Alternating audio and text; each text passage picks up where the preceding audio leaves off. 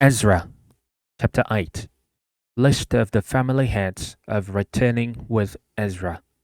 These are the family heads and those registered with them who came up with me from Babylon during the reign of King Artaxerxes.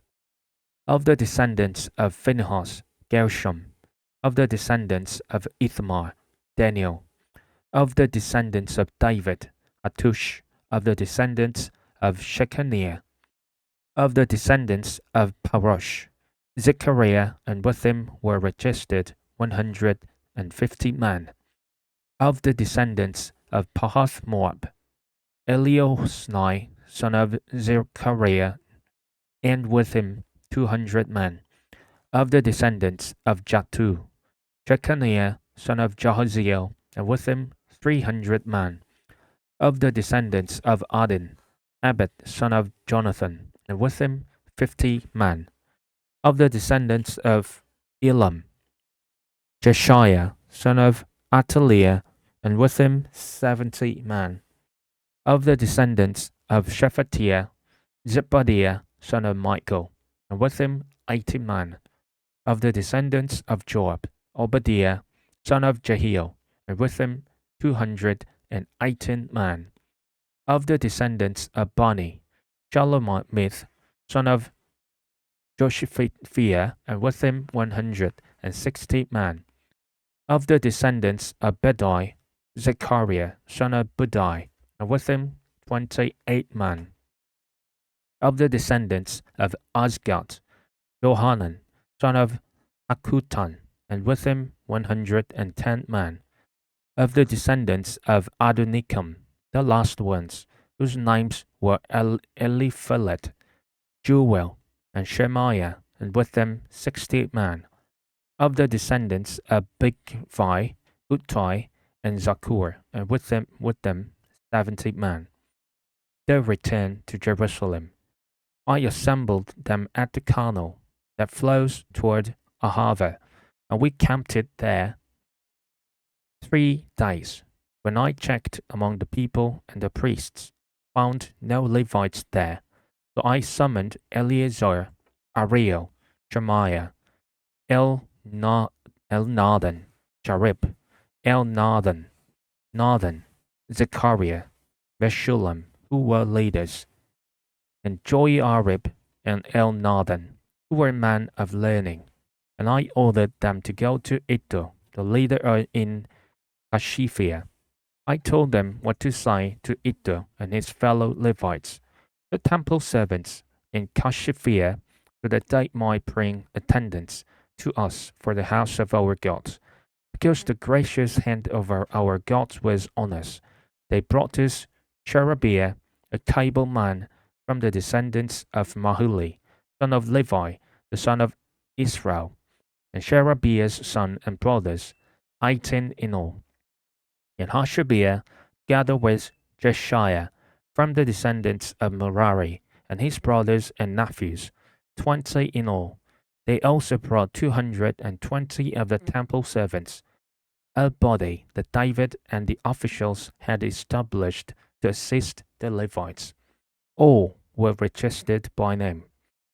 There, by the Ahava canal, I proclaimed a fast, so that we might humble ourselves before our God and ask Him for a safe journey for us and our children, with all our possessions. I was ashamed to ask the king for soldiers and horsemen to protect us from enemies on the road, because we had told the king, the gracious hand of our God is on everyone who looks to him, but his great anger is against all who forsake him. So we fasted and petitioned our God about this, and he answered our prayer. Then I set apart 12 of the leading priests, namely Sherebiah, Hashabiah, and 10 of their brothers, and I weighed out to them the offering of silver and gold, and the articles that the king his advisers, his officials, and all Israel present there had donated for the house of our God.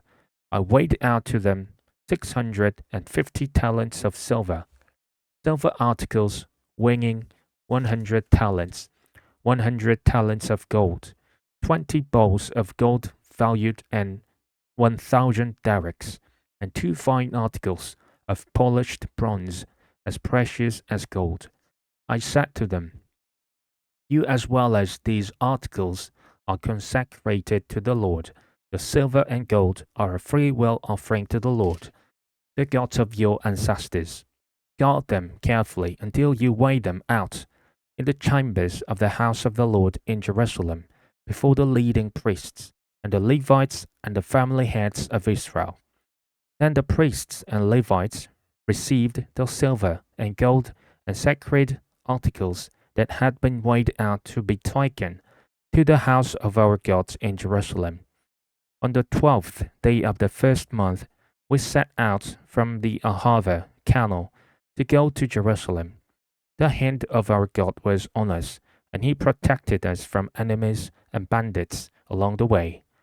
So we arrived in Jerusalem, where we rested 3 days. On the fourth day, in the house of our God, we weighed out the silver and gold and sacred articles into the hands of Ramoth, son of Uriah, the priest. Eleazar, son of Phinehas, was with him, and so were the Levites, Jozabad, son of Joshua, and Nohadiah, son of Binnui. Everything was accounted for by number and weight, and the entire weight was recorded at that time. Then the exiles, who had returned from captivity, sacrificed burnt offerings to the God of Israel: 12 bulls for all Israel, 96 rams, 77 male lambs, and as a sin offering, 12 male goats.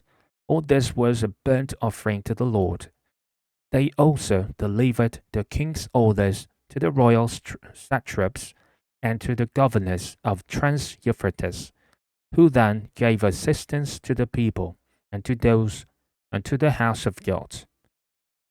Ezra chapter 9. Ezra's prayer about intermarriage. After these things had been done, the leaders came to me and said, "The people of Israel, including the priests and the Levites, have not kept themselves separate from the neighboring peoples with their detestable practices, like those of the Canaanites, Hittites, Perizzites, Jebusites, Ammonites, Moabites, Egyptians, and Amorites. They have taken some of their daughters as wives for themselves and their sons, and have mingled the holy race with the peoples around them. And the leaders and officials have led the way in this unfaithfulness." When I heard this, I tore my tunic and cloak, pulled hair from my head and beard, and sat down appalled. Then everyone who trembled at the words of the God of Israel gathered around me, because of this unfaithfulness of the exiles. And I sat there appalled until the evening sacrifice. Then, at the evening sacrifice, I rose from my self-abasement with my tunic and cloak torn, and fell on my knees with my hands spread out to the Lord my God, and prayed, "I am too ashamed and disgraced, my God, to lift up my face to you, because our sins are higher than our heads, and our guilt has reached to the heavens. From the days of our ancestors until now, our guilt has been great. Because of our sins, we and our kings and our priests have been subjected to this word and captivity, to pillage and humiliation at the hand of foreign kings, as it is today. But now, for a brief moment, the Lord our God has been gracious in leaving us a remnant and giving us a firm place in his sanctuary. And so our God gives light to our eyes and a little relief in our bondage. Though we are slaves, our God has not forsaken us in our bondage. He has shown us kindness in the sight of the king of Persia. He has granted us new life to rebuild the house of our God and repair its ruins, and he has given us a wall of protection in Judah and Jerusalem. But now, our God, what can he say about after this? For we have forsaken the commands you gave through your servants, the prophets, when you said, "The land you are entering to possess is a land polluted by the corruption of its peoples. By their detestable practices, they have filled it with their impurity from one end to the other. Therefore, do not give your daughters in marriage to their sons, or take their daughters for your sons. Do not seek a treaty of friendship with them at any time, that you might be strong and eat the good things of the land, and leave it to your children as an everlasting inheritance. What has happened to us is a result of our evil deeds and our great guilt, and yet, our God, you have punished us less than our sins deserved, and have given us a remnant like this. Shall we then break your commands again and intermarry with the peoples who commit such detestable practices? Would you not be angry enough with us to destroy us, leaving us no remnant or survivor? Lord, the God of Israel, you are righteous. We are left this day as a remnant. Here we are before you in our guilt, though because of it, not one of us can stand in your presence.